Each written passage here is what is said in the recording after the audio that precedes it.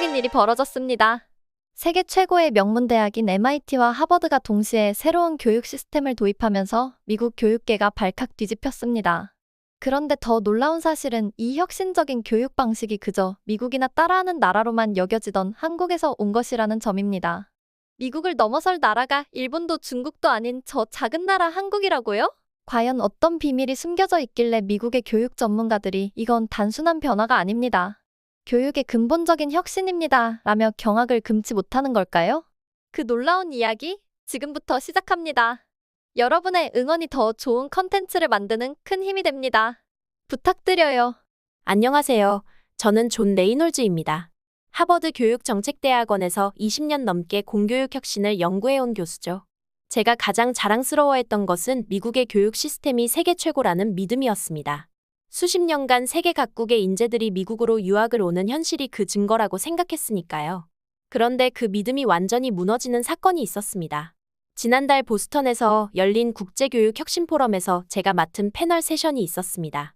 미국, 핀란드 그리고 한국 출신 발표자들이 각자의 교육 시스템 혁신 사례를 발표하는 자리였어요. 핀란드는 늘 교육 선진국으로 주목받았고 미국은 말할 것도 없이 하버드, 예일, MIT 같은 세계 최고 대학들의 본고장이었죠. 그런데 그날 청중의 시선을 단숨에 사로잡은 건 한국에서 온 젊은 여성 유학생 이지은 씨였습니다. 그녀가 발표대에 섰을 때만 해도 저는 그저 개발도상국의 사례 발표쯤이겠지라고 생각했습니다. 한국이라고 하면 학생들이 밤늦게까지 공부하는 나라, 사교육에 의존하는 나라라는 이미지가 떠올랐으니까요. 하지만 이지은 씨는 제 예상을 완전히 뒤엎었습니다. 한국은 디지털 격차를 3년 만에 4분의 1로 줄였고 AI 기반 평가 시스템으로 학교 현장을 자동화했습니다. 그녀의 첫 한마디에 회의장이 순식간에 조용해졌습니다. 모두가 귀를 기울이고 있었어요. 이어서 그녀는 놀라운 데이터들을 차분하게 발표했습니다. 한국의 공교육 혁신이 어떻게 이루어졌는지 그리고 그 결과가 얼마나 놀라운지를 구체적인 수치로 보여주었죠. 한국은 전국 모든 초중고에 동일한 디지털 교육 플랫폼을 구축했고 모든 교실에 스마트 러닝 시스템을 도입했다고 합니다. 심지어 농어촌 지역의 작은 학교들까지 모두 연결되어 있었죠. 그 결과 도시와 농촌 간 학습 격차가 획기적으로 감소했다는 겁니다. 더 놀라운 것은 한국의 AI 기반 평가 시스템이었습니다. 이 시스템은 학생들의 학습 패턴을 실시간으로 분석하고 개인별 맞춤형 피드백을 제공한다고 합니다. 교사들은 이 데이터를 바탕으로 수업을 설계하고 부진한 학생들을 빠르게 발견해 지원할 수 있었죠. 발표가 진행될수록 회의장의 공기가 달라지고 있었습니다. 처음에는 의아해하던 청중들의 표정이 점점 놀라움으로 바뀌었고 곧 감탄으로 변해갔습니다. 특히 미국 교육부 차관의 반응이 인상적이었어요. 그는 계속해서 메모를 하다가 결국 펜을 내려놓고 저를 쳐다보며 물었습니다. 존, 도대체 한국은 어떻게 한 거죠? 그의 목소리에는 놀라움과 당혹감이 섞여 있었습니다. 저 역시 답을 찾지 못했어요. 저는 그저 어깨를 으쓱했고 다시 이지은 씨의 발표에 집중했습니다. 가장 충격적인 데이터는 한국의 디지털 교육이 사교육 의존도를 낮추는 데 성공했다는 점이었습니다. 이것은 저희가 오랫동안 한국 교육의 약점으로 지적해온 부분이었어요. 하지만 공교육의 질이 높아지면서 학부모들이 학원에 보내는 시간과 비용이 감소했다는 겁니다. 우리 교육부 데이터에 따르면 디지털 교육 플랫폼 도입 후 사교육 시간이 주당 평균 2.7시간 감소했습니다. 특히 농어촌 지역에서는 학원 접근성이 낮았던 학생들의 학업 성취도가 크게 향상되었죠. 발표가 끝나고 질의응답 시간이 되자 평소에는 조용히 있던 교육 관료들과 전문가들이 앞다투어 손을 들었습니다. 그 중에는 MIT의 교육공학 석좌 교수, 실리콘밸리의 에듀테크 CEO들도 있었어요. 그들은 한국의 사례를 더 자세히 알고 싶어 했고 심지어 공동 연구를 제안하기도 했습니다. 한 교수가 날카롭게 질문했습니다. 한국은 문화적으로 높은 교육열이 있다고 알려져 있습니다. 이런 시스템이 다른 문화권에서도 효과가 있을까요? 이지은 씨는 미소를 지으며 대답했습니다. 사실 우리의 높은 교육열은 공교육이 부족했기 때문에 생긴 측면도 있어요. 하지만 이제 공교육이 강화되면서 학부모들의 부담이 줄어들고 있습니다.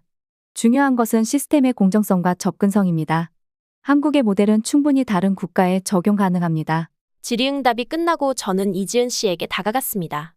솔직히 말하면 제 전공 분야에서 이런 충격을 받은 것은 처음이었어요. 이지은 씨, 정말 놀라운 발표였습니다. 한 가지 궁금한 게 있는데요. 한국은 어떻게 이런 혁신적인 시스템을 그렇게 빠르게 도입할 수 있었나요? 미국에서는 교육 개혁에 수십 년이 걸리기도 합니다. 그녀는 잠시 생각하더니 의미심장한 대답을 했습니다. 레이놀즈 교수님, 한국은 위기를 기회로 바꾸는 법을 배웠습니다. IMF 외환위기, 코로나 팬데믹.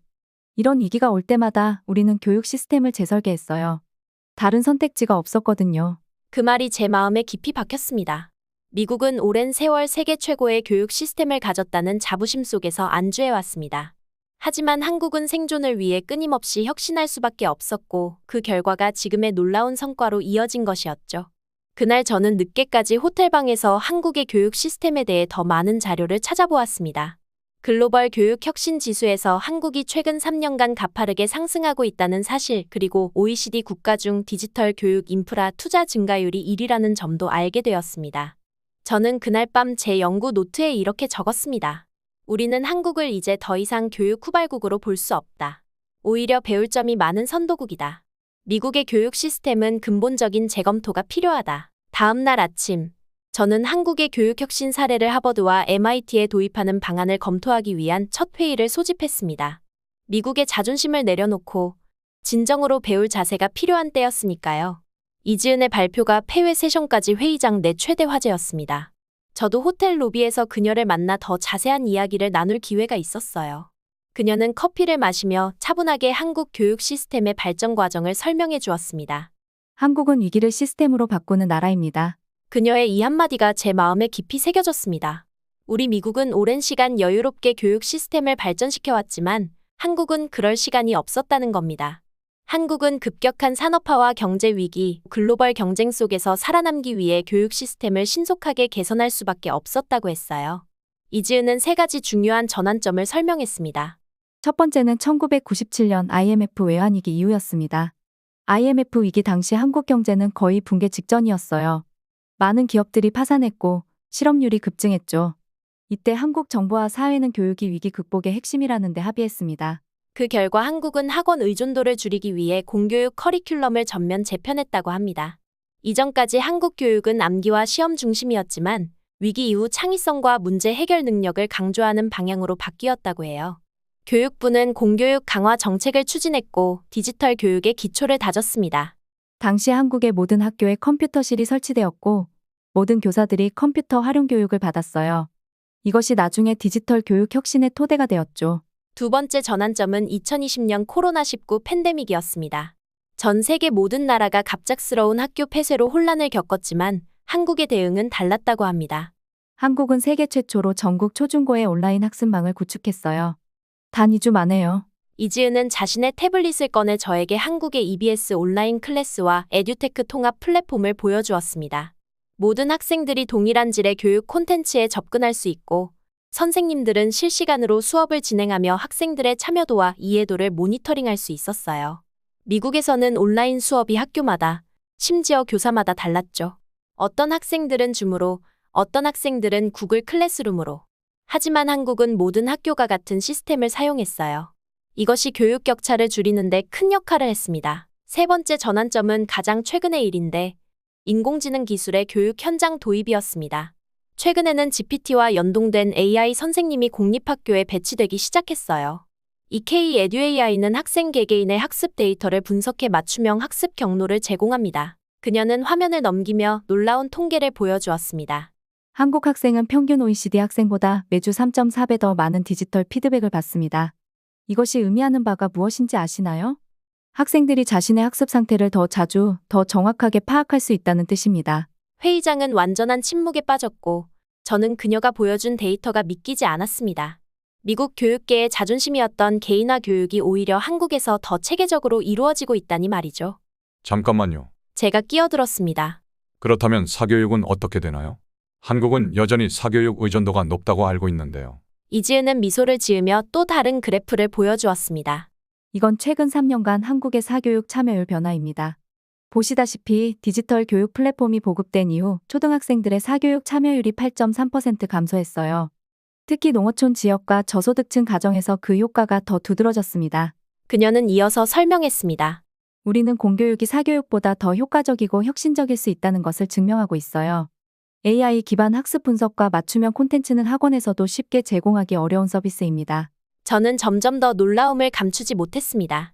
우리 미국에서는 교육 혁신이 주로 사립학교나 차터스쿨에서 시작되는 경우가 많았어요. 공교육이 혁신을 주도한다는 개념이 새롭게 다가왔습니다. 그런데 어떻게 이런 시스템을 그렇게 빨리 도입할 수 있었나요?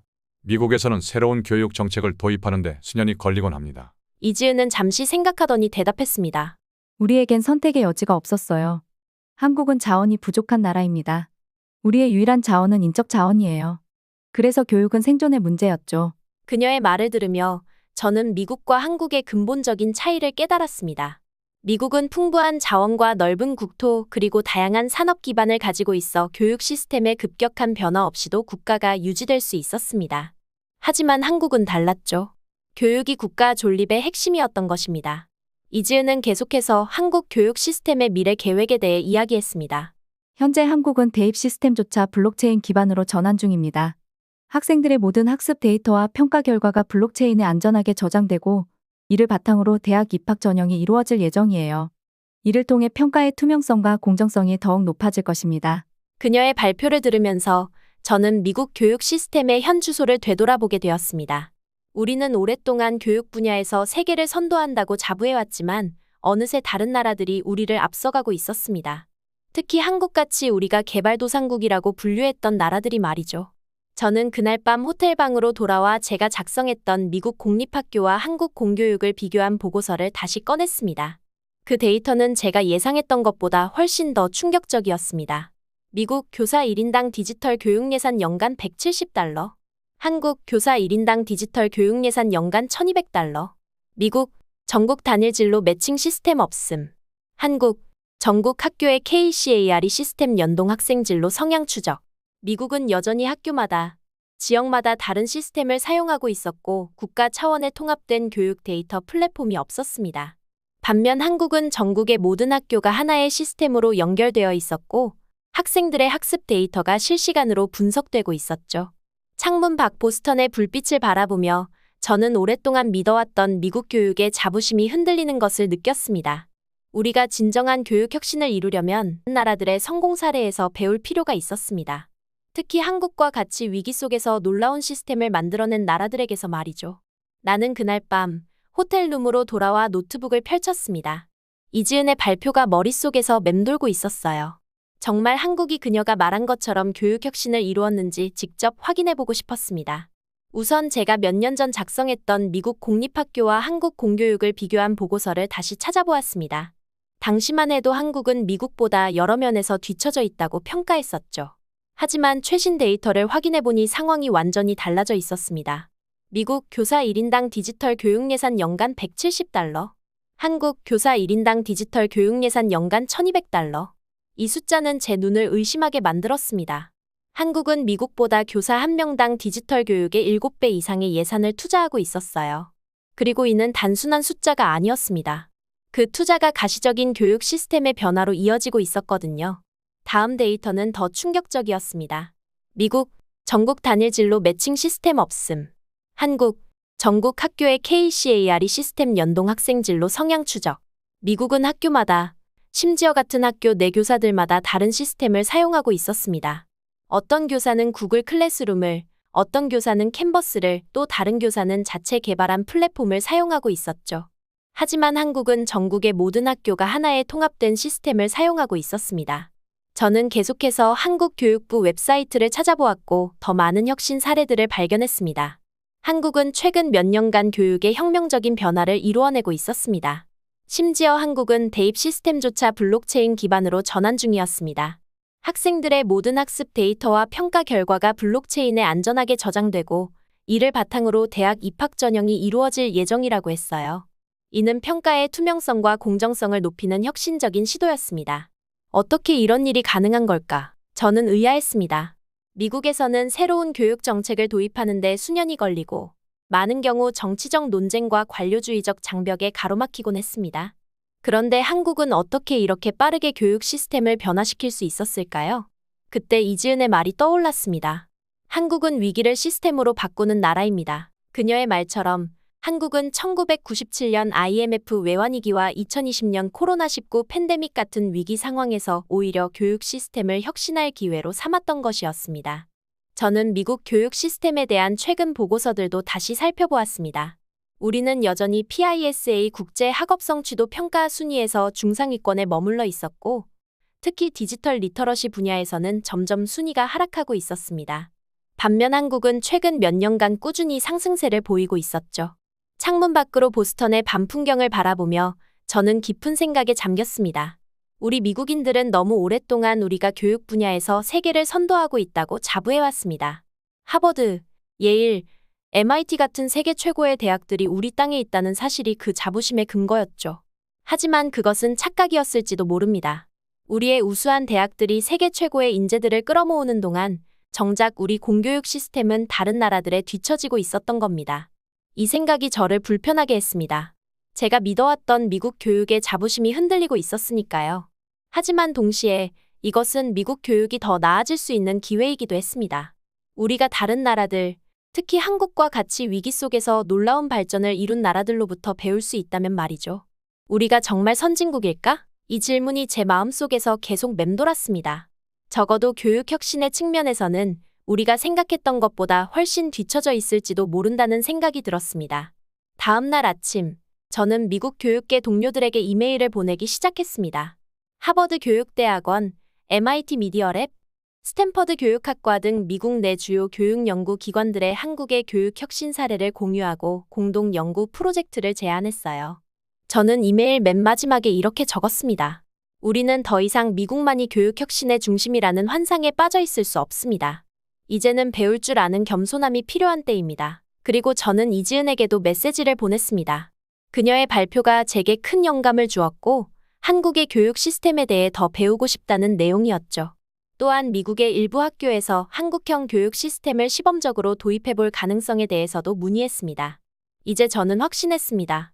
미국 교육의 미래는 우리 자신만의 방식을 고집하는 데 있지 않았습니다. 다른 나라들, 특히 한때 우리보다 뒤처져 있다고 생각했던 나라들의 혁신을 받아들이고 배우는 데 있었습니다. 그리고 그 첫 번째 단계는 우리가 믿어왔던 미국이 세계 최고라는 환상을 내려놓는 것이었습니다. 국제교육 혁신 포럼이 끝나고 보스턴으로 돌아온 저는 곧바로 행동에 나섰습니다. 이지은과 주고받은 이메일을 통해 한국 교육부에 더 자세한 자료들을 받았고 하버드 교육대학원 동료들과 함께 한국형 디지털 학습 시스템을 미국에 도입할 가능성을 검토하기 시작했습니다. 처음 이 아이디어를 제안했을 때 많은 동료들이 의구심을 표현했어요. 하버드 교육공학과의 마이클 교수는 존, 정말 한국의 시스템을 미국에 도입하겠다는 거야? 문화적 차이를 생각해봐. 라며 회의적인 반응을 보였습니다. 매사추세츠 교육위원회의 반응은 더 냉소적이었죠. 우리가 세계 최고의 교육 시스템을 가진 나라인데 왜 다른 나라의 모델을 따라야 하나요? 하지만 저는 포기하지 않았습니다. 하버드 산하 연구소를 통해 매사추세츠주의 한 공립학교의 한국형 디지털 학습 시스템을 시범 도입하는 프로젝트를 추진했습니다. 대상 학교로는 보스턴 근교의 중하위권 성적을 보이던 윈스턴 중학교가 선정되었어요. 이 프로젝트는 다양한 장애물과 저항에 부딪혔습니다. 교사 노조는 이것은 교사들의 역할을 축소시키고 기계에 의존하게 만드는 시도라며 반발했고 일부 학부모들은 우리 아이들이 실험 대상이 되는 걸 원치 않습니다. 라는 우려를 표했습니다.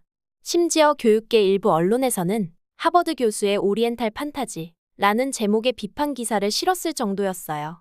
그럼에도 불구하고 윈스턴 중학교의 용감한 교장 사라 존슨과 몇몇 헌신적인 교사들의 지지 덕분에 프로젝트는 시작될 수 있었습니다.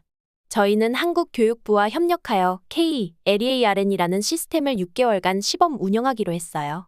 이 시스템은 한국의 AI 기반 학습 플랫폼을 미국 교육과정에 맞게 수정한 버전이었습니다. 시스템 도입 초기에는 많은 혼란이 있었습니다. 교사들은 새로운 기술에 적응하는 데 어려움을 겪었고 학생들도 처음에는 낯선 방식에 혼란스러워했어요. 첫 한 달 동안은 거의 매일 기술적 문제가 발생하여 저희 연구팀이 학교에 상주해야 했습니다. 미국 교육계의 비판적인 시선은 더욱 거세졌고 실패한 실험이라는 평가가 나오기 시작했죠. 2개월째부터 변화의 징후가 나타나기 시작했습니다. 교사들이 시스템에 익숙해지면서 수업 준비 시간이 줄어들기 시작했고 학생들은 자신의 학습 진도를 실시간으로 확인할 수 있다는 점에 흥미를 느끼기 시작했어요. 특히 기존 교육 방식에서 뒤처지던 학생들이 개인화된 학습 경로를 통해 자신의 속도로 학습할 수 있게 되면서 학업 성취도가 서서히 향상되기 시작했습니다. 3개월 차에 저희는 첫 번째 중간 데이터를 수집했는데 그 결과는 저희조차 놀라게 했습니다. 읽기 능력 향상률 43%, 수학 문제 해결 정확도 향상 31%, 교사 업무 자동화율 54% 감소. 특히 주목할 만한 점은 학업 성취도 격차가 줄어들기 시작했다는 것이었습니다. 기존 교육 방식에서 하위권에 속했던 학생들의 향상폭이 가장 컸어요. 한 교사는 30년 교직 생활 중 이렇게 빠른 변화를 본 적이 없습니다. 라고 소감을 밝혔습니다. 이 중간 결과가 발표되자 윈스턴 중학교의 변화가 찾아왔습니다. 처음에는 반대했던 교사들도 이 시스템의 가능성을 인정하기 시작했고, 학부모들은 자녀들의 학업 성취도 향상에 기뻐했습니다. 더 많은 교사들이 자발적으로 새로운 시스템 사용법을 배우기 시작했고, 학생들은 자신의 학습 데이터를 활용해 스스로 목표를 설정하는 법을 배웠어요. 시범 운영 6개월이 끝날 무렵, 저희는 최종 데이터를 수집했습니다. 그 결과는 모든 비판과 의심을 잠재울 만큼 인상적이었습니다.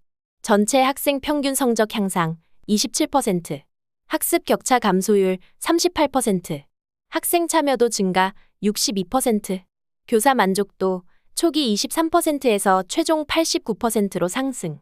특히 주목할 만한 점은 교사들의 인식 변화였습니다. 처음에는 이 시스템이 교사의 역할을 대체할 것이라고 우려했지만 실제로는 교사들이 더 가치 있는 활동의 시간을 쓸 수 있게 되었다는 것이었죠. 기계적인 평가와 피드백은 AI가 담당하고 교사들은 학생들과의 깊은 대화와 창의적인 프로젝트 지도에 더 많은 시간을 할애할 수 있게 되었습니다. 윈스턴 중학교의 사라 교장은 이렇게 소감을 밝혔습니다. 처음에는 저도 회의적이었어요. 그러나 지금은 이 시스템이 우리 학교를 완전히 변화시켰다고 자신 있게 말할 수 있습니다. 학생들이 더 적극적으로 학습에 참여하고 더 효과적으로 가르칠 수 있게 되었습니다. 이 결과가 매사추세츠 교육부와 전국 교육계에 공유되자 처음에는 미국 교원노조와 교육 관료들이 여전히 조롱했습니다. 단기간의 성과일 뿐 장기적으로는 효과가 없을 것이라거나 특수한 환경에서만 가능한 결과라는 비판이 이어졌죠. 하지만 결과가 발표되자 모두 입을 다물었습니다. 데이터는 명확했고 그 효과는 부정할 수 없었으니까요. 특히 학생들의 실제 이야기가 전해지면서 더욱 설득력을 얻었습니다. 윈스턴 중학교에서 수학에 어려움을 겪던 제이슨이란 학생은 이전에는 내가 어디서 막히는지 몰랐어요. 하지만 이 시스템은 정확히 어떤 부분에서 제가 어려움을 겪는지 알려주고 그 부분을 집중적으로 연습할 수 있게 해줬습니다. 라고 말했습니다. 이 성공적인 시범 운영 이후 매사추세츠주의 다른 학교들도 이 시스템 도입에 관심을 보이기 시작했습니다. 교육부는 처음에 냉소적인 태도에서 벗어나 이 시스템을 더 많은 학교에 확대 적용하는 방안을 검토하기 시작했어요. 심지어 캘리포니아, 텍사스, 일리노이 등 다른 주의 교육 관계자들도 이 시스템을 견학하기 위해 윈스턴 중학교를 방문하기 시작했습니다. 그때 저는 확신했습니다. 미국이여, 더는 자존심을 고집할 시간이 없다. 우리가 진정으로 교육 혁신을 이루려면 다른 나라들의 성공 사례에서 배울 필요가 있었습니다. 특히 한국과 같이 교육을 통해 국가의 미래를 바꾸어 나가는 나라들에게서 말이죠. 이 프로젝트는 제 학술적 경력에서 가장 보람 있는 경험 중 하나가 되었습니다. 처음에는 많은 비판과 의심을 받았지만 결국 데이터와 결과가 모든 비판을 잠재웠습니다. 그리고 이 경험을 통해 저는 교육 혁신에 있어 국경과 문화적 경계를 넘어선 협력의 중요성을 깨달았습니다. 프로젝트가 끝난 후 저는 이지은에게 이메일을 보냈습니다. 당신의 발표가 없었다면 이 모든 변화는 시작되지 않았을 겁니다. 윈스턴 중학교의 학생들과 교사들을 대신해 감사드립니다. 한국형 교육 시스템의 성공적인 도입 이후 저는 미국 전역을 돌며 이 경험을 공유하기 시작했습니다. 하버드, 예일, 스탠퍼드 등 유명 대학들과 교육 컨퍼런스에서 윈스턴 중학교의 사례를 발표했어요. 처음에는 많은 청중들이 의구심 어린 표정으로 제 발표를 지켜보았지만 구체적인 데이터와 학생들의 실제 변화 사례를 들려주자 점차 그들의 태도가 바뀌기 시작했습니다. 뉴욕에서 열린 미래 교육 컨퍼런스에서 저는 강연을 시작하며 선언했습니다. 우리는 더는 선진국 콤플렉스에 기대어 교육을 설계할 수 없습니다. 지금 미국이 배워야 할 나라는 한국입니다. 어느 날 이지은이 다시 미국을 방문했을 때 저희는 윈스턴 중학교를 함께 찾았습니다. 그곳에서 우리는 시스템 도입 이후 완전히 달라진 학교 분위기를 목격했어요. 학생들은 더 적극적으로 수업에 참여하고 있었고 교사들은 개별 학생에게 더 많은 관심을 기울일 수 있게 되었습니다. 윈스턴 중학교의 한 교실에서 저희는 수학 수업을 참관했습니다. 학생들은 각자의 태블릿으로 자신의 수준에 맞는 문제를 풀고 있었고, 교사는 실시간으로 학생들의 진도를 모니터링하며 도움이 필요한 학생에게 개별 지도를 제공하고 있었어요. 시스템이 기계적인 채점과 기본적인 피드백을 담당하는 동안 교사는 더 심층적인 이해와 응용 능력을 키우는 데 집중할 수 있었습니다. 수업이 끝난 후 이지은은 제게 말했습니다. 교수님, 한국도 아직 완벽하진 않아요. 하지만 우리는 포기하지 않아요. 그 말을 들으며 저는 깊이 생각에 잠겼습니다. 한국이 짧은 시간 동안 이룬 교육 혁신의 핵심은 첨단 기술이나 막대한 예산이 아니었습니다. 그것은 포기하지 않는 정신, 끊임없이 더 나은 교육을 추구하는 의지였습니다. 당신 말이 맞아요, 이지은 씨. 한국은 기술로 앞선 나라가 아니에요. 정신과 시스템을 함께 세운 나라죠. 이제 미국이 한국을 따라하기 시작한 날이 왔습니다. 그리고 이것은 단순한 트렌드가 아니라 미국 교육의 근본적인 변화의 시작이었습니다. 우리가 겸손하게 다른 나라의 성공 사례에서 배우고 그것을 우리 상황에 맞게 적용하는 지혜를 가질 때 진정한 교육 혁신이 이루어질 수 있다는 것을 경험했습니다. 교육에 있어서 국가 간의 경계가 허물어지고 서로의 강점에서 배우는 글로벌 협력의 시대가 열린 것입니다. 그리고 이 모든 변화의 시작은 한 명의 한국 유학생이 보스턴의 컨퍼런스장에서 했던 발표였습니다. 한국은 위기를 시스템으로 바꾸는 나라입니다. 오늘의 사연은 여기까지입니다. 우리 한국을 사랑하는 여러분이 계셔서 저에게는 정말 큰 힘이 됩니다. 이야기가 여러분의 마음에 조금이라도 울림을 주었다면 구독과 좋아요 부탁드려요. 여러분의 따뜻한 댓글 하나하나가 저희에게는 큰 힘이 됩니다. 감사합니다.